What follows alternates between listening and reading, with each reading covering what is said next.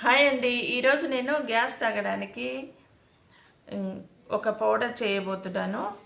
అది ఎట్లా చేస్తాను, అది ఏ విధంగా తినాలి, ఏ టైంలో తింటే గ్యాస్ తగ్గుతుంది, న్యాచురల్ అన్నట్టు, టాబ్లెట్తో పని లేకుండా.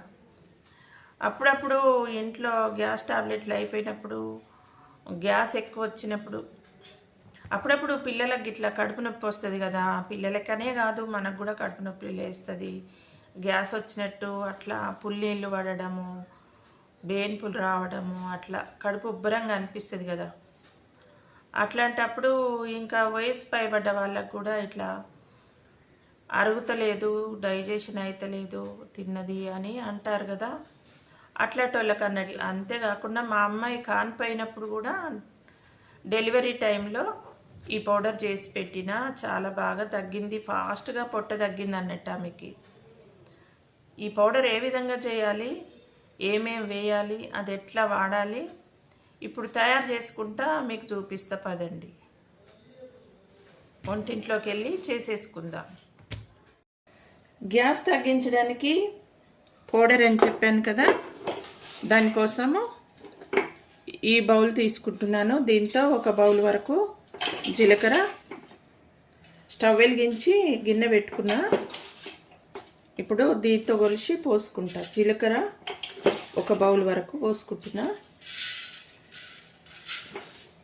జీలకర్ర ఒక బౌల్ పోసుకున్నా.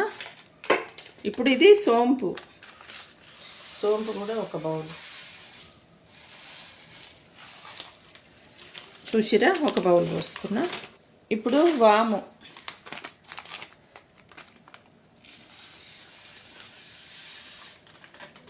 కొంచెం తక్కువ ఉంది, పర్వాలేదు. ఇది ఘాటు ఎక్కువ ఉంటుంది కదా, పర్వాలేదు. ఇది కూడా ఒక బౌల్ పోసుకున్నా. కొద్దిగా మెంతులు, దీనివల్ల గ్యాస్ తగ్గుడే కాదు, కొంచెం కీళ్ళల్లో గుజ్జు కూడా వస్తుంది. అందుకోసమని 2 స్పూన్ల వరకు వేసుకుంటా. ఇది కొద్దిగా చేదు వస్తుంది కదా, ఇంకొంచెం వేసుకుంటున్నా. మళ్ళీ చేదు అనిపిస్తుందని తినడానికి ఇష్టపడరు, అందుకని కలోంజి గింజలు లేదా నల్ల జీలకర్ర అంటారు. నల్ల జీలకర్రలో 2 రకాలు ఉంటాయి. ఇది మాత్రం వేసుకోవాల్సి ఉంటుంది. మెంతులు ఎంత క్వాంటిటీ వేసినా ఈ జీలకర్ర కూడా అంతే క్వాంటిటీ వేసిన. ఇంక ఇప్పుడు ఇవన్నీ వేయించుకోవాలి. దోరగా వేయించుకుంటే నిల్వ ఉంచుకోవాలనుకున్నాం కాబట్టి ఇందులో ఉండే తేమ పోవడానికి దోరగా వేయించుకోవాలన్నట్టు. వేయించుకొని మెత్తటి పౌడర్ చేసుకొని నిల్వ పెట్టుకుంటే మనకు ఎన్ని రోజులైనా కూడా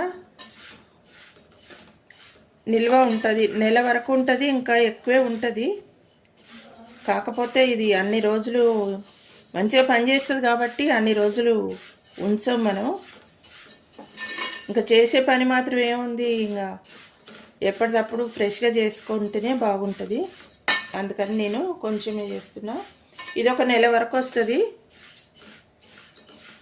ఎక్కువ ప్రాబ్లం ఉందంటే 3 పూటలు తినొచ్చు, లేదంటే ఎక్కువ ఏం లేదంటే రాత్రి కానీ మధ్యాహ్నం కానీ తింటే సరిపోద్ది. మోషన్ కూడా ఫ్రీ అవుతుంది, ఇంకా గ్యాసు అనేది వెళ్ళిపోద్ది మోషన్ ఫ్రీ అవడం వల్ల. మోకాళ్ళలో గుజ్జు కూడా వస్తుంది అని చెప్పిండ్రు. నేను కూడా అది స్వయంగా చేయట్లేదు, యూట్యూబ్లో చూసే చేసిన. మా అమ్మాయికి అయితే బాగా పనిచేసింది, అందుకని మళ్ళీ నాకు ఈ మధ్య కొంచెం ఇబ్బంది అనిపిస్తుంది. చేయి ఫ్రాక్చర్ అయినాక కాల్షియం టాబ్లెట్లు అవి వాడేసరికి కొద్దిగా గ్యాస్ వచ్చినట్టు అనిపిస్తుంది. అందుకని చేద్దాంలే అనేసి చేస్తున్నా.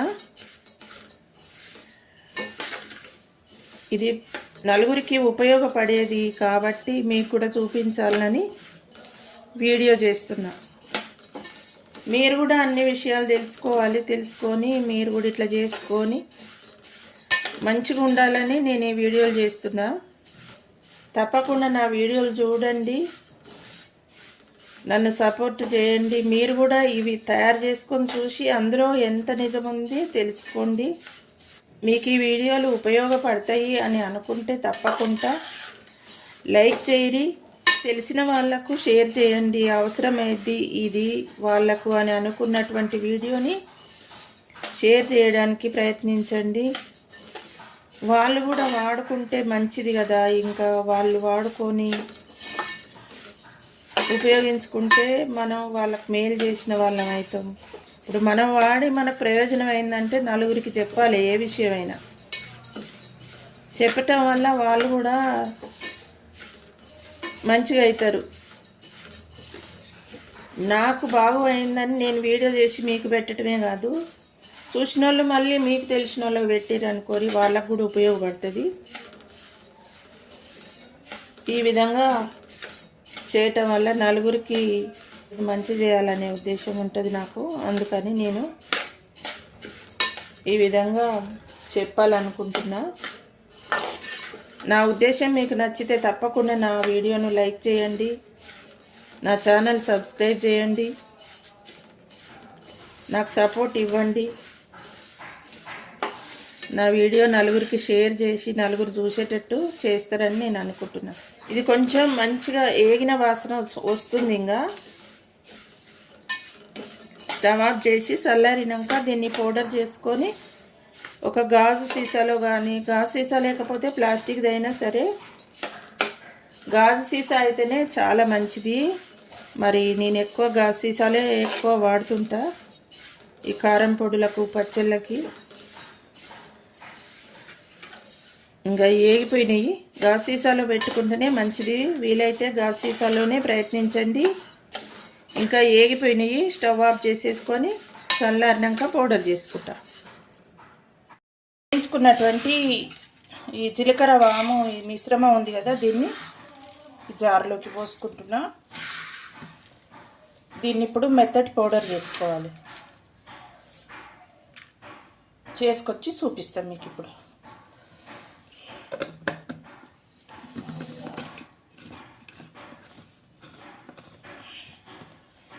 ఇప్పుడు మిక్సీ పట్టుకొస్తా. ఇగో పట్టుకొచ్చింది చూడ్రి, మెత్తటి పౌడర్ అయింది. ఎంత మెత్తగా అయింది చూడ్రి. ఇప్పుడు దీన్ని సీసాలో పోసేసుకుంటా.